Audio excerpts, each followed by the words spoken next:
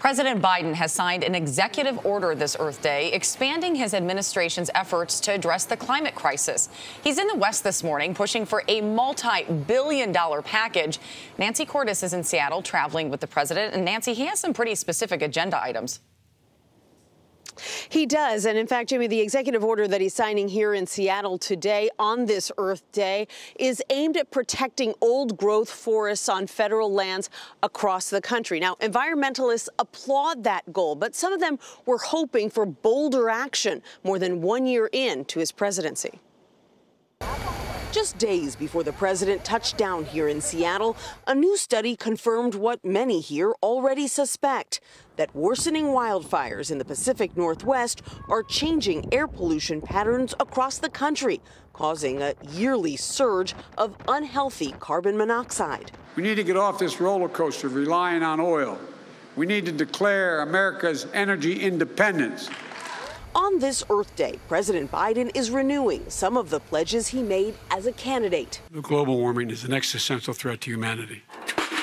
But many of his promises are still works in progress, with $500 billion worth of clean energy incentives stalled in the Senate. We've been frustrated with President Biden and the administration's unwillingness to use the full might of the federal government. Eric Pica is president of the environmental group Friends of the Earth. For example, just last week, they announced brand new leasing on federal lands for oil and gas. And this goes against his pledge that they made during the campaign. That reversal came after the war in Ukraine drove up oil prices. And it's Vladimir Putin's gas price increase. And a recent CBS News poll shows that as confidence in the economy has dropped, the number of Americans who think the U.S. needs to address climate change now has also fallen to just below 50%.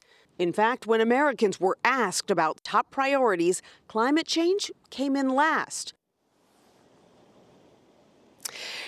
The president's administration is working on limiting greenhouse gases. They're going to eventually release a series of rules, and he has vowed to cut greenhouse gases in half by 2030. But many environmentalists worry that his window for transformative, lasting change will close if Republicans win back control of the House in this November's midterm elections. Tony? All right, Nancy, thank you very much.